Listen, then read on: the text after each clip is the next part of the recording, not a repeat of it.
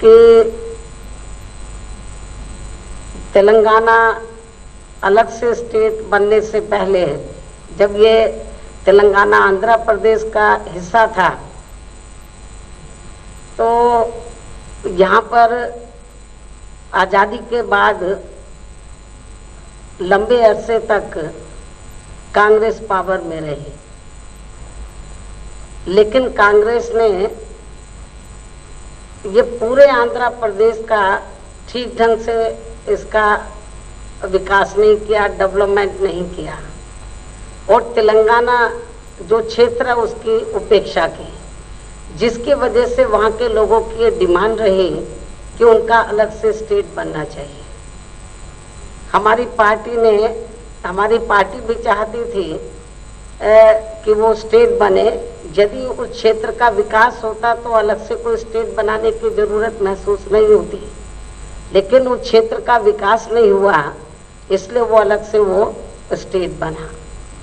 तो लेकिन अभी जो आंध्रा में अब ये 2 अलग स्टेट बन गए, तो आंध्रा में जो पार्लियामेंट और असेंबली का चुनाव हो रहा है, तो यहाँ की जो जनता है, तो हालांकि जब तक स्टेट नहीं बना था तो कांग्रेस को उन्होंने आजमाया, रीजनल पार्टीज को आजमाया, लेकिन स्टेट तेलंगाना अलग बनने के बाद भी आंध्रा को यहाँ पर जो रीजनल पार्टीज हैं, तो उनकी गवर्नमेंट को उन्होंने, यहाँ के लोगों ने आजमाया है। लेकिन आंध्रा में यहाँ की जनता को ना तो अच्छा लॉ एंड ऑर्डर मिला और ना यहाँ का डेवलपमेंट हुआ, और सेंटर में जो भी पार्टी पावर में रही तो वो आंध्रा के लोगों का वोट तो लेती रही, ये कह करके हम इसको स्पेशल स्टेट का दर्जा देंगे,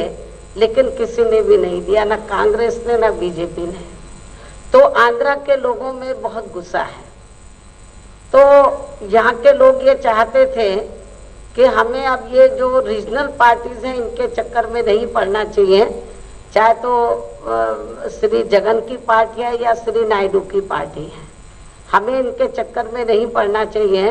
तो यहाँ के लोग ये चाहते थे कि कोई नई लीडरशिप सामने आए। यहाँ आंध्रा में लोग चाहते थे कि कोई नया लीडरशिप, नया नेतृत्व लोकल लेवल पे और यंग ब्लड सामने आए, तो जो इस स्टेट को सही नेतृत्व दे सकता है।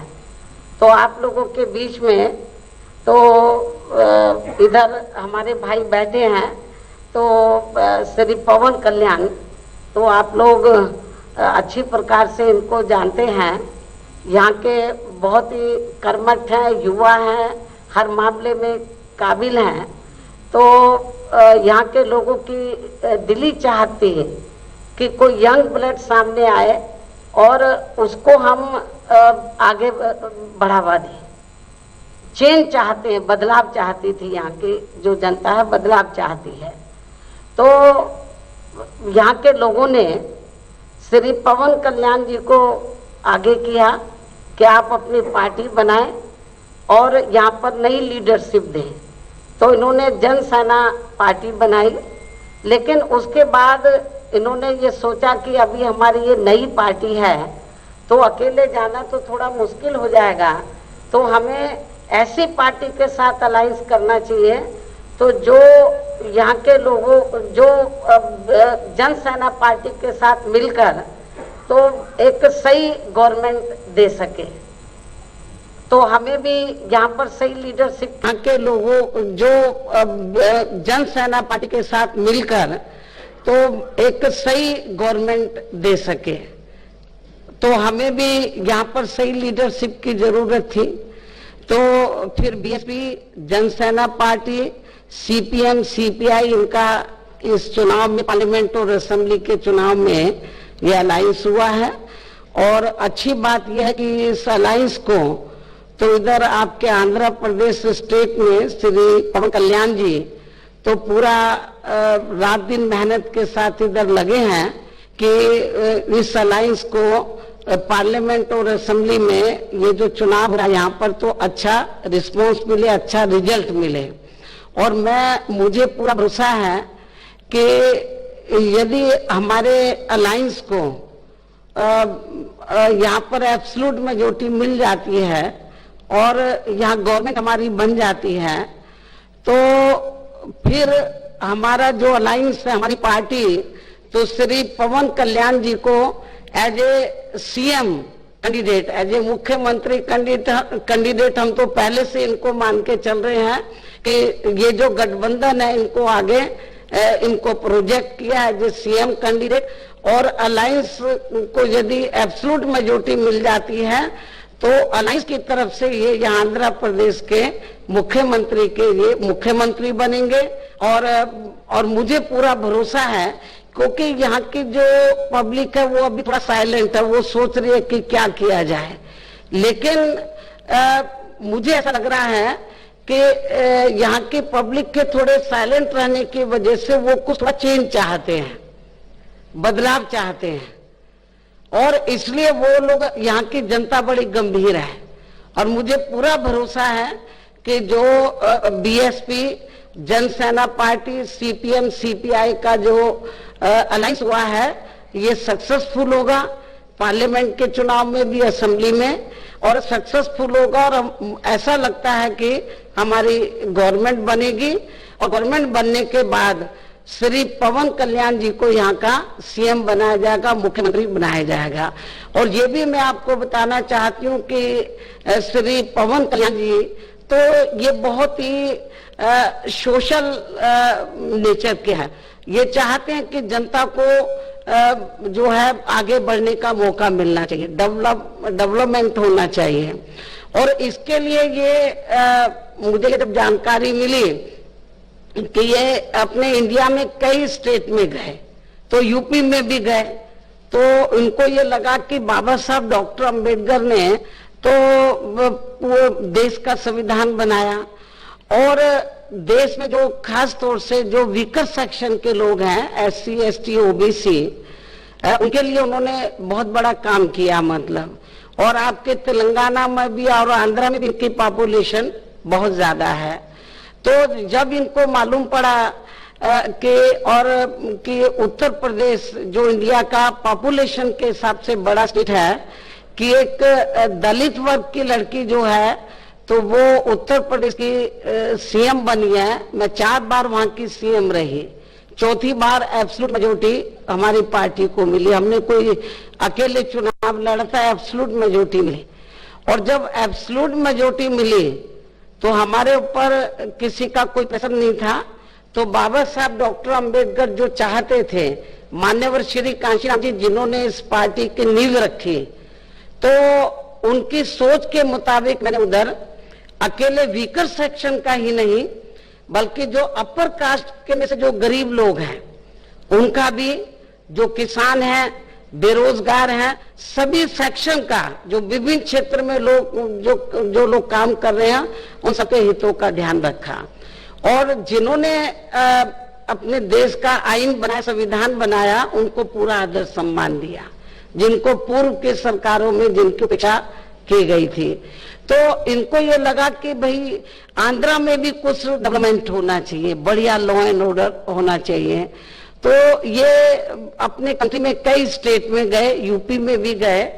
तो बाद में जब ये इनसे अलायंस को लेकर बातचीत हुई लखनऊ में, तो इन्होंने बताया कि मैं बहुत प्रभावित हुआ लखनऊ में आकर, जो लखनऊ यूपी का कैपिटल है, कि इधर जो बाबा साहब डॉक्टर अंबेडकर, मान्यवर श्री कांशीराम जी के नाम पर जो स्मारक बने, और जो यहाँ का जो महानगर का जो इसको डेवलप किया जिस तरीके से, तो ये पहला लखनऊ है। ये लखनऊ बिल्कुल बदल गया बीएसपी की हुकूमत में। तो इसलिए मैं आप लोगों को ये बताना चाहती हूँ, मीडिया बंधुओं को, और मीडिया के माध्यम से आंध्र प्रदेश के स्टेट को भी मैं अपना मैसेज कन्वे करना चाहती हूँ कि आंध्र प्रदेश की जो स्टेट की जो जनता है, तो उनको अपना वोट डिवाइड नहीं करना चाहिए एक तरफा। क्योंकि आप लोग जिनको, जो यहाँ की रीजनल पार्टीज हैं या नेशनल पार्टी जो चुनाव लड़ी, उनको आजमा चुके हैं, उनको मौका दिया आप लोगों ने।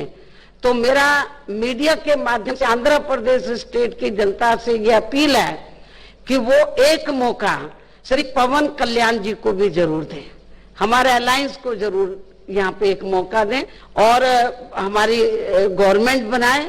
और जब गवर्नमेंट बन जाती है तो मुझे पूरा भरोसा है ये यूपी के पैटर्न पर चलकर तो सर्जन हिताय और सर्जन सुखाय की ये गवर्नमेंट इधर जरूर यहाँ पर चलाएंगे। और इसके साथ ही मैं इनको ये भी आंध्रा के लोगों को ये भी मैं विश्वास दिलाना चाहती हूँ, यहाँ के स्टेट के लोगों को मीडिया के माध्यम से, कि अभी इस समय क्योंकि पार्लियामेंट का भी चुनाव हो रहा है और पूरे देश में खास तौर से क्योंकि पूरे देश के अंदर तो जनता ने कांग्रेस के भी हुकूमत को आजमाया है। आजादी के बाद लंबे अरसे तक सेंटर में कांग्रेस पावर में रही। कांग्रेस क्यों सत्ता से बाहर हो गई? क्योंकि उन्होंने जो चुनाव के दौरान जनता को वायदे किए थे उसको उन्होंने पूरा नहीं किया, वो सत्ता से बाहर हो गए और उसका फायदा फिर भारतीय जनता पार्टी ने उठाया। भारतीय जनता पार्टी ने पिछले लोकसभा चुनाव में सन 2014 में जब लोकसभा का आम चुनाव हुआ तो बीजेपी ने बड़े बड़े वायदे किए, लेकिन जब वो पावर में आ गए तो उन्होंने अपने लगभग पूरे 5 वर्षों के अंदर अपने वायदों को पूरा नहीं किया, अपने वायदों को पूरा नहीं किया और वायदों पर से जनता का ध्यान डाइवर्ट करने के लिए तो वो दूसरे मुद्दों की तरफ जनता का ध्यान डाइवर्ट कर दिया। तो ऐसी स्थिति में क्योंकि जनता जो है नेशनल लेवल पे सेंटर की गवर्नमेंट के मामले में तो कांग्रेस को भी आजमा चुकी है और बीजेपी को भी।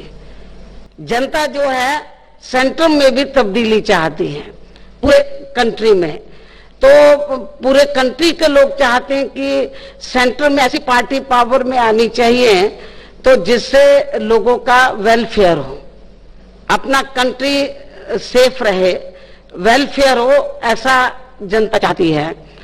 और तो इसलिए मेरा तो यही कहना है कि यदि सेंटर में हमें सरकार बनाने का मौका मिलता है तो हम लोग तो हमारा ये मानना रहा है कि हम लोग कहते बहुत कम है, करके दिखाने में ज्यादा विश्वास रखते हैं। हमारी पार्टी कहने में नहीं करने में ज्यादा विश्वास रखती है। और यदि हमें सेंटर में मौका मिलता है तो उत्तर प्रदेश के पैटर्न पर चलकर हम पूरे कंट्री को एक बेहतरीन गवर्नमेंट देंगे, हर मामले में, हर स्तर पर एक अच्छी हम सरकार देंगे।